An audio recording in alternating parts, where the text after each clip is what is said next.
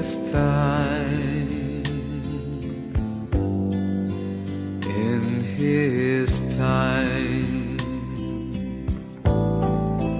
he makes all things beautiful in his time. Lord, please show me. Dzina la Tate ndi la Mwana ndi la Mzimu Woyera. Amen. Chilichonse chili ndi nyengo yake. Chilichonse chili ndi nthawi yake. Pasi pano pali seasons, pali nyengo zosiyanasiyana. Akutero mlaliki tsiku la lero. Ndikulandireni abale ndi alongo pano pa Tiyankhuleni Ambuye. Lero ndi lachisanu pa 23 September chaka cha 2022. Mu mpingo wathu tsiku la lero timachita chaka cha Pius wa ku Pietrelcina oyera. Ena timangomudziwa ndi dzina lake lotchuka kuti Bambo Pio, Padre Pio. Ndi chitsanzo cha khama mchikhulupiriro. Anali kukonda kwambiri Ambuye Yesu ndi sakramenti la Eucharistia. Mwazina timamva kuti anali ndi mphatso yooneka malo angapo, the gift of bilocation. Kuti lero mwina kuoneka ali kwa chisapo, nthawi yomweyo kumaoneka kumwanza. Zitsanzo, zipatso zakutsatira Ambuye Yesu ndi mtima timalandira mphatso pasi pompano makamaka tikayamba kuzigwiritsa ntchito moyenerera. Mawu oyamba akuchokera m'buku la Mlaliki mutu wa 3 ndime ya 1 kulekeza 11. Amene akutiwerengera mawu oyamba ndi Gertrude Chimbiri kuchokera ku St. Michael's Grime Community Hospital mu Archdiocese ya Lilongwe. Ndipo salimo yathu ndi salimo 144 ndime ya 2 kulekeza 4. Tintamande chauta chifukwa ndiye thanthwe lotichinjiriza. Mthenga wabwino ndi monga adalembera Luka oyera mutu wa 9 ndime ya 18 kulekeza 22. Ndipo amene akutiwerengera mthenga wabwino komanso kutigawira mawu ndi Father Francis Damaseke, National Coordinator for Catholic Social Research and Communications ku ECM. Tena abale ndi alongo tisinkhe limodzi. Mawu oyamba. Mawu ambuku la Mlaliki. Mlaliki mutu 3 kuyambira ndime yoyamba kufikira ndime ya 11. Pansi pano chinthu chilichonse chili ndi nyengo yake ndi nthawi yake yomwe adayika Mulungu. Pali nthawi yobadwa ndi nthawi yomwalira. Pali nthawi yobyala ndi nthawi yozula zobyalazo. Pali nthawi yakupha ndi nthawi yochilitsa. Nthawi yogwetsa ndi nthawi yomanga. Pali nthawi yomva chisoni ndi nthawi yosangalala. Nthawi yolira maliro ndi nthawi yovina. Pali nthawi yokhala malo amodzi ndi nthawi yotalikirana. Nthawi yokumbatirana ndi nthawi yolekana zokumbatiranazo. Pali nthawi yofunafuna ndi nthawi yotaya. Nthawi yosunga ndi nthawi yomwaza. Pali nthawi yong'amba ndi nthawi yosoka. Nthawi yokhala chete ndi nthawi yolankhula. Pali nthawi yokonda ndi nthawi yodana. Nthawi ya nkhondo ndi nthawi ya mtendere. Kodi wantchito amapeza phindu lanji pa ntchito yake yolemetsa? Ndaziona ntchito zimene Mulungu adapatsa anthu kuti azizigwira. Adapanga chinthu chilichonse kuti chikhale chabwino pa nthawi yake. M'mitima mwa anthu Mulungu adayikanso nzeru zotanthauzira zochitika za pa mibado ndi mibado. Mawu a Ambuye. Tithokoze Mulungu. Ambuye akhale nanu. Mawu a muthenga wabwino monga adalembera Luka oyera. Ulemu kwa inu Ambuye. Mutu wa 9 ndime ya 18 kulekeza 22. Pa nthawi ina pamene Yesu ankapemphera yekha ophunzira ake adali naye. Tsono iye adawafunsa kuti kodi anthu amati ine ndine yani?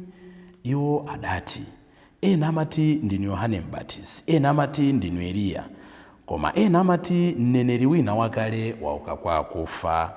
Apo Yesu adawafunsa kuti, nanga inuyo mumati ine ndine yani? Petro adayankha kuti, inu ndinu mpulumutsi olonjezedwa uja.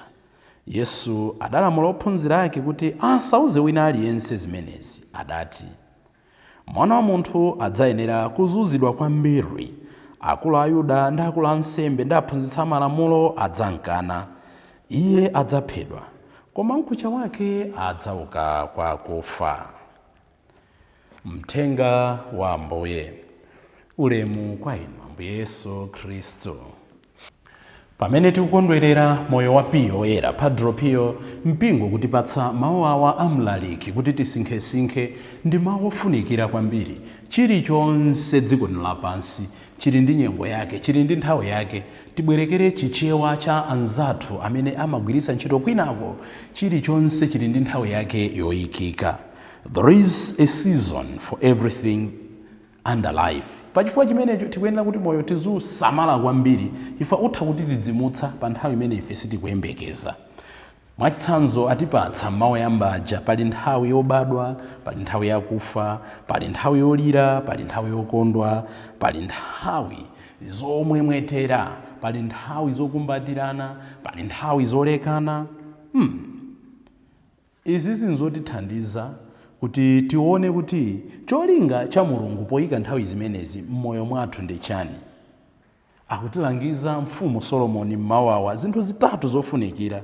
Choyambirira nchonena kuti zilipo zinthu zina, no matter what, we can't prevent them, we can't control them. Palibe amene m'moyo mwathu angapewe matenda. Inde timanena tikupewa matenda, koma timamva ngakhale munthu utakula jota ndimafika nthawi ina yake ndimachapata akudwala matenda au kalamba.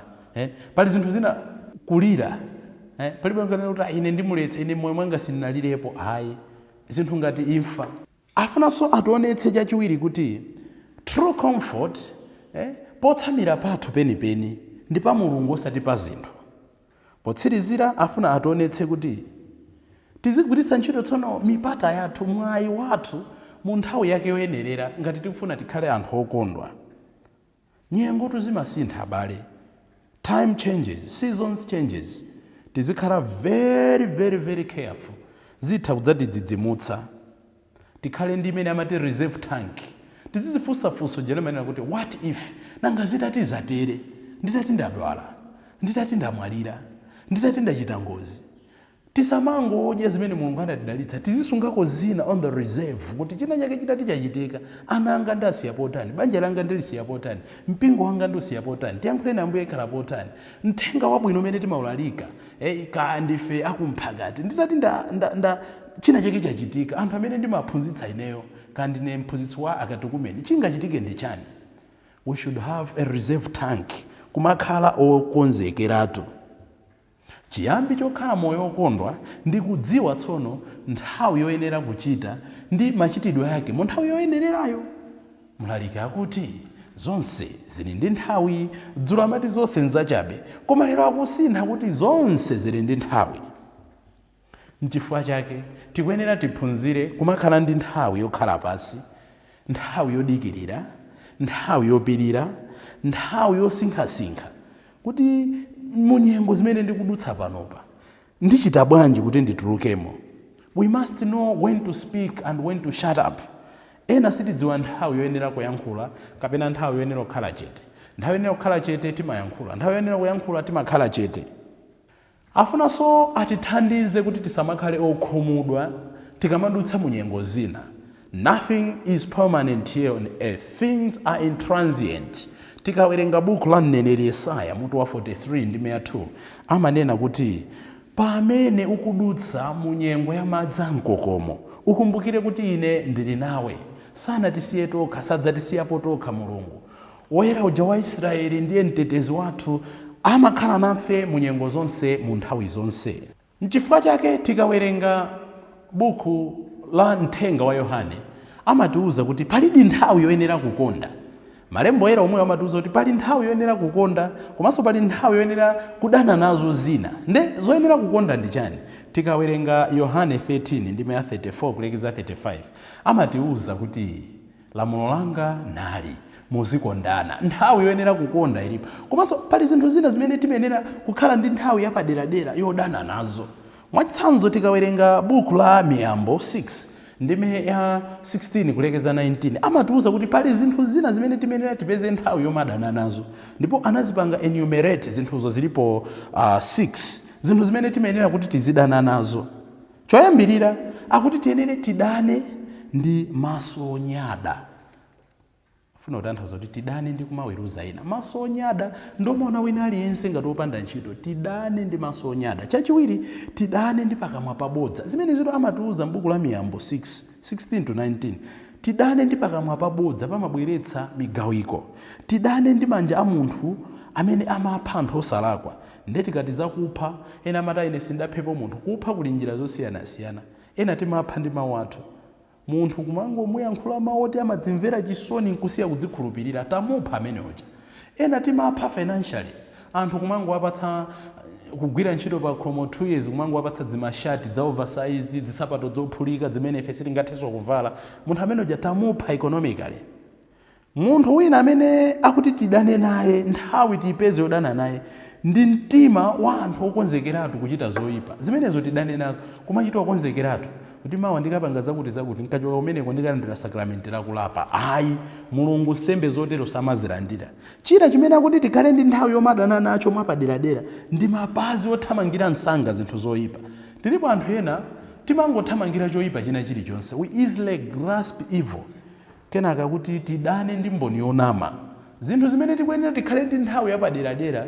Nthawi ijatuuza kuti pali yokonda komanso nthawi yodana nazo. Ndi zinthu akutipatsa chitsanzo za zinthu zimene tidane nazo.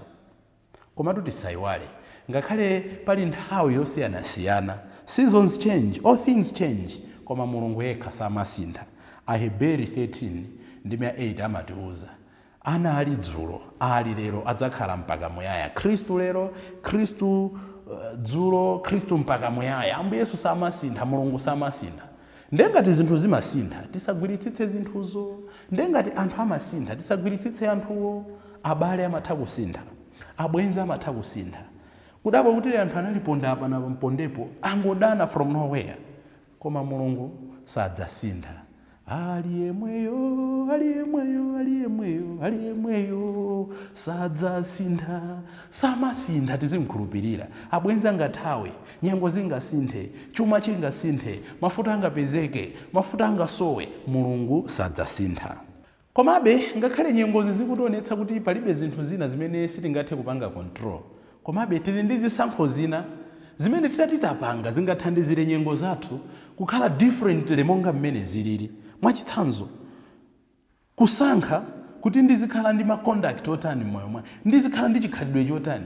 Chisankho chimene chija wapanga kuti ndikhala ndi khalidwe lotere zitha kuthandizira kuti nyengo zina zisinthe mmoyo mwanga. Pali nyengo zina no matter what sindingathe kuzisintha, koma zisankho zimene zindingapange mmoyo mwanga, zisankho zimene zimapanga zimathandiza maconduct anga kuti asinthe nyengo zina.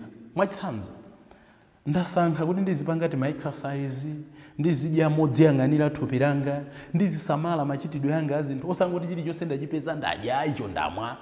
Muona kuti ndisintha nyengo mwina zamatenda mmoyo mwanga.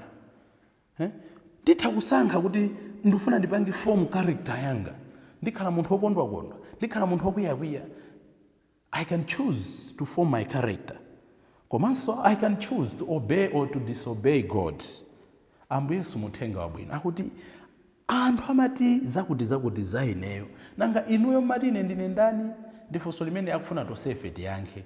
Tisayankhe zimene tidaphunzira ku sukulu, tisayankhe zimene tidawerenga malemba oyera, koma powukhala moyo uno tsiku ndi tsiku timati Ambuye Yesu ndi ndani? Petro adayankha kuti inu ndinu mwana wa Mulungu wamoyo, mpulumutsi olonjezedwa uja. Ambuye Yesu afuna tionetse kuti it's very easy kunena kuti inu ndinu mpulumutsi olonjezedwa uja, kusiyana ndi kukhala maonena kuti inu ndinu mpulumutsi. Chifukwa ngati Yesu ndi mbuye wathu, ngati Yesu ndi master wathu, if Jesus is our Lord, timaukhala bwanji moyo kumulola kuti azilamulira. zoonadi Ambuye Yesu ambiri timati ndi mfumu, koma timankaniza mpando wa moyo wathu kuti aziuyendetsa. Zotsatira zake ngati tinena mwazibwanabwana monga adanenera Petro, tikumbukire kuti Petro yemweyo amene adanena kuti munthu uyu ndikumdziwa ndi mpulumutsi olonjezedwa uja, itakwana nthawi yoti zinthu zathina adanena kuti munthu uyu sindikumudziwa. Tapempha Ambuye atithandize makamaka pamene tikuyenda in the valley of darkness, m'masautso, m'mavuto, kuntchito zinthu zathina, musembe zinthu zathina, tisakhale nawo mtima umanena kuti munthu uyu sindikumudziwa. Chikhristu pomalandira Ukaristiya ndi masakramenti ena ndi mtima woyera, tidzatha kunena kuti inu ndinu mpulumutsi olonjezedwa uja pa mavuto, pa mtendere. Tapempha Ambuye mwini nyengo, mwini masizons osiyanasiyana, atithandize kuti pamene nyengo zikusintha, chikondi chathu pa Mulungu chisasinthe. Lero ndili pabwino ndinkonde, tsiku lina zinthu zalowa pasi ndinkondebe. Komanso atithandize kutikumbutsa kuti ngakhale nyengo zimasintha, Iye sasintha. Tiphunzire kukonzekera pamene tili pa nyengo ya chifundizi, tidziwe tidzapezekanso pa nyengo ya mtererezi, pa nyengo ya chisanu, pa nyengo ya mame. Ambuye tithandizeni poyamba kukonzekera nyengo za moyo wathu, kachiwiri kukhulupirirani inu amene simmasintha, kachitatu kuvomereza kuti pali zinthu zina, nyengo zina zimene ndilibe nazo control. Ambuye adalitse mawu ake pamene watipatsa funso kuti ife timati Iye ndi ndani. Dzina la Atate ndi la Mwana ndi la Mzimu Woyera. Amen. Lord, my life to you I bring. May each song I have to sing